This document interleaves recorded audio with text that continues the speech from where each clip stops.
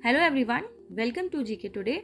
आज के इस वीडियो में हम जानेंगे कोरोना वायरस के नए वेरिएंट IHU के बारे में विस्तार से। तो चलिए आज का वीडियो शुरू करते हैं। कोरोना वायरस के वेरिएंट ओमिक्रॉन को लेकर चिंताओं के बीच फ्रांस में एक नया वेरिएंट सामने आया है, जिसे फिलहाल IHU नाम दिया गया है। वैज्ञानिकों के अनुसार ये ओमिक्रॉन से कहीं अधिक घातक है और उन लोगों को भी संक्रमित करने की क्षमता रखता है जो वैक्सीन लगवा चुके हैं या एक बार संक्रमित होने के बाद जिनके बारे में माना जाता था कि उनमें इम्यूनिटी विकसित हो गई होगी, उन्हें भी ये संक्रमित कर सकता है। वैज्ञानिकों के मुताबिक फ्रांस में कोरोना वायरस का जो वेरिएंट सामने आया है उसके 46 म्यूटेशन हो सकते हैं। अब तक इस वेरिएंट के 12 केस सामने आए हैं। ये सभी अफ्रीकी देश कैमरून की यात्रा से लौटे थे, जिसके 3 दिन बाद उन्हें सांस लेने में तकलीफ की शिकायत हुई, जिसके बाद उनके सैंपल्स जांच के लिए भेजे गए, जिसमें इस नए वेरिएंट की पुष्टि हुई है। फ्रांस में मिला ओमिक्रॉन के इस नए वेरिएंट IHU की खोज फ्रांस के ही IHU मेडिटेरियन इन्फेक्शन के विशेषज्ञों ने की थी। इसकी वजह से ही यहाँ के विशेषज्ञों ने इस नए वेरिएंट का नाम IHU रखा है। इस वेरिएंट को अभी विश्व स्वास्थ्य संगठन की तरफ से कोई भी आधिकारिक नाम नहीं मिला है।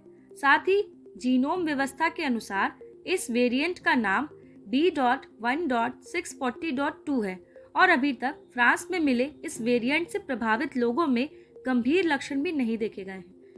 तो आइए अब जान लेते हैं कुछ म्यूटेशन और स्ट्रेन के बारे में। वायरस और अन्य रोगजनकों में म्यूटेशन होना स्वाभाविक है। WHO के अनुसार वायरस अपनी प्रतिकृति बनाता रहता है, यानी अपना डुप्लीकेशन करता रहता है। इन परिवर्तनों को ही म्यूटेशन कहते हैं। जब वायरस एक या उससे अधिक म्यूटेशन कर लेता है तो इन बदलावों को मूल वायरस के वेरिएंट के रूप में जाना जाता है। यहाँ ध्यान देने वाली बात यह है कि इन परिवर्तनों के दौरान वायरस के जीन के भी भीतर अंतर हो सकता है, जो उन्हें स्वस्थ कोशिकाओं को पार करके लोगों को अधिक प्रभावित या संक्रमित करने के योग्य बनाते हैं। साथ ही देश में कई महीने तक 1 से कम रही R वैल्यू अब बढ़कर 1.22 हो गई है।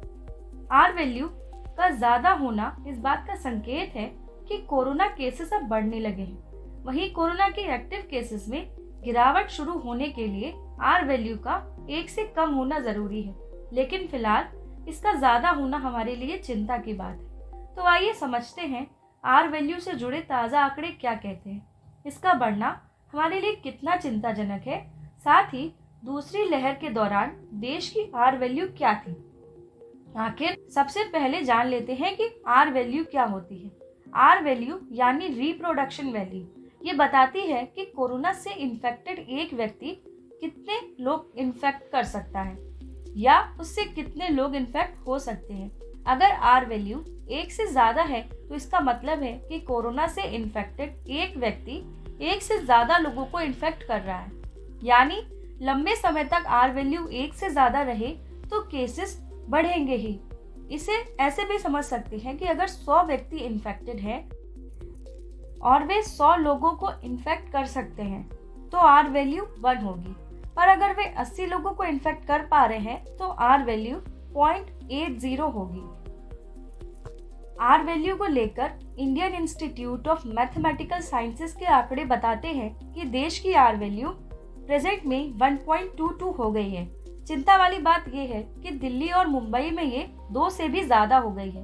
वहीं दिल्ली की R वैल्यू 2.54 है, जबकि मुंबई की 2.01।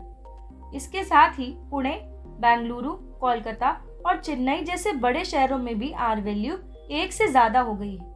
ऐसा माना जा सकता है कि ये तीसरी लहर का संकेत है। दरअसल R वैल्यू का सीधा संबंध केसेस बढ़ने या घटने से होता है। अगर R वैल्यू बढ़ रही है तो इसका मतलब है कि केसेस भी बढ़ेंगे, और अगर वे कम हो रही है तो केसेस कम होंगे। केसेस कम होने के लिए जरूरी है कि R वैल्यू 1 से कम हो। दिल्ली मुंबई में ये 2 से भी ज्यादा हो गई है और देश की R वैल्यू भी 1 से ज्यादा ही है, जो हमारे लिए एक चिंता की बात है। आइए अब जान लेते हैं कि दूसरी लहर के दौरान देश की R वैल्यू क्या थी। दूसरी लहर की शुरुआत के दौरान 9 मार्च और 21 अप्रैल के बीच देश की R वैल्यू 1.37 थी। इस वजह से इस दौरान केस तेजी से बढ़ रहे थे और दूसरी लहर अपने पीक की ओर बढ़ रही थी। वहीं 24 अप्रैल से 1 मई के बीच ये आर वैल्यू 1.18 हो गई थी और फिर 29 अप्रैल से 7 मई के बीच ये 1.10 ही रह गई थी। उसके बाद से आर वैल्यू लगातार कम होती गई, जिस वजह से कोरोना के केसेस में भी कमी आई। ओमिक्रॉन आने के बाद आर वैल्यू दोबारा से बढ़ने लगी है।